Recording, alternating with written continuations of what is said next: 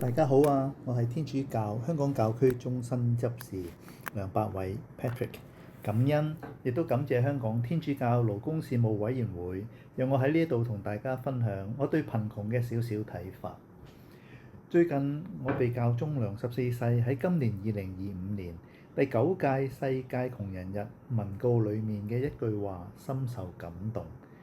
教宗話：最大嘅貧困莫過於不認識天主。我哋天主教嘅弟兄姊妹們服務窮人，尤其是係我哋作為執事，因為執事被祝聖就係為咗服務窮人。我哋服務並唔係為咗得到自我滿足，亦都唔係為咗得到其他人嘅讚賞，而係因着信仰救主耶穌基督，因着佢對我哋無條件、無保留、愛到極致嘅愛，我哋甘願以愛還愛。喺堂區、喺社區，透過各種唔同形式嘅活動，幫助社會上各方面嘅貧窮人士。我哋為咗幫助窮人脫貧，實在不遺餘力。例如推動改善社會福利政策，為窮人謀取更多社會福利，提升窮人嘅工作技能，尋找更好、更多嘅就業機會。募捐啦，並派發物資、善款等等呢啲活動。呢啲物質上嘅幫助固然重要，但係我哋作為信仰耶穌基督嘅團體，有冇諗過最有效解決窮人脫貧嘅辦法，可能就係幫助佢哋認識天主，建立佢哋對主耶穌基督嘅信仰同埋關係。喺福音中描述有唔同需要嘅人士尋求耶穌嘅幫忙，例如患血漏嘅婦人、耶利哥嘅瞎子、為耶穌抹上香液嘅罪婦，同埋痊癒後返嚟感謝耶穌嘅癩病人。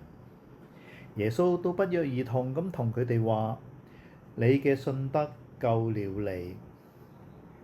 所以耶穌喺福音中講出咗，天主係生命嘅主宰，天主是愛。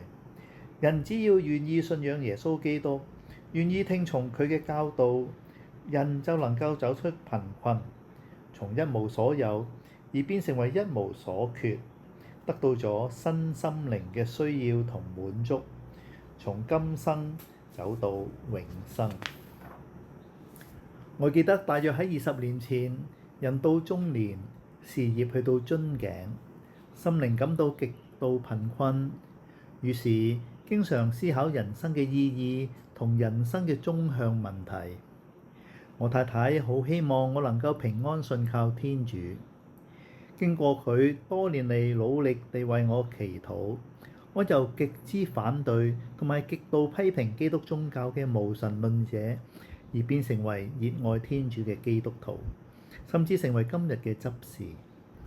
整件事嘅開始係喺2008年初。喺我勉強參加我人生第一次嘅慕道聚會中，當時導師講解七罪宗，用咗大約大半個鐘頭，用咗大量嘅例子解釋驕傲係乜嘢。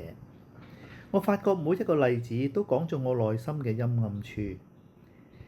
天主讓我深深體會到，天主竟然認識我，比我認識我自己更加深入，更加完全透徹。我感覺到天主就喺我身邊。自此喺慕道過程中，我認識咗呢一位全知全能而慈愛嘅天主。從此我嘅心靈唔再感到貧困。2009年復活節我領洗啦，成為教友。領洗前我特意買咗一部歐洲嘅豪華房車送俾自己代步，以滿足我多年嚟嘅心願。我每次都帶住滿足感同喜悅，揸住呢一部愛車進出聖堂。第二年2010年嘅3月尾，我參加由香港天主教勞工事務委員會主辦嘅2010四旬期7天貧窮嘅生活體驗活動。喺7日嘅體驗期間，最多只能夠用408蚊應付日常生活嘅開支。為咗節省開支，我暫時放棄駕駛我呢一部愛車，而改為乘搭巴士同地鐵返工放工。為咗要打發搭車嘅時間，我買咗一本關於聖方濟亞西西生平嘅書本喺車上閱讀。嗰本係一本紅色嘅小書，我仲記得嗰本書叫做《天主的抒情詩人》，貪佢夠細本。平時好少睇書嘅我，竟然被呢一本書深深吸引住。我越睇就越向往聖人嘅簡樸生活。漸漸我明白到，人生並唔係貴於能豐衣足食、生活富足，而係貴於能夠自由地全心歸向天主，活出聖言。7天貧窮嘅生活體驗過後，慶幸我能夠達到目標，用得少過408蚊。從聚會嘅分享中，我知道原來好多參加者都能夠達到目標，尤其是係年青人同學生，佢哋總有好多方法嚟節衣縮食嘅。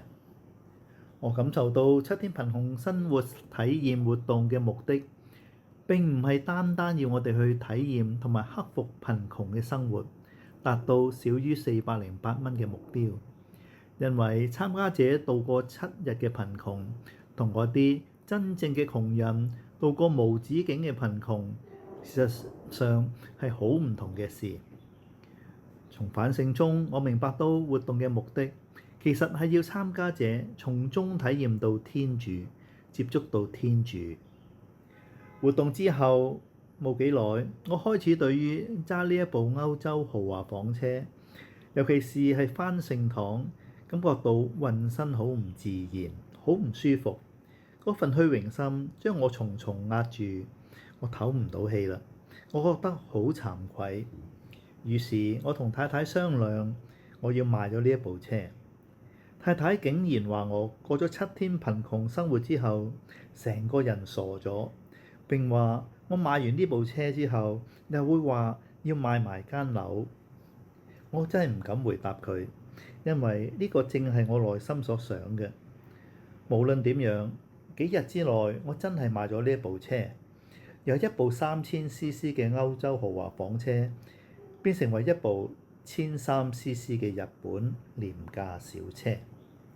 揸住呢一部小車穿梭大小街道，出入聖堂，我竟然感覺到無比嘅輕鬆自在，得心應手。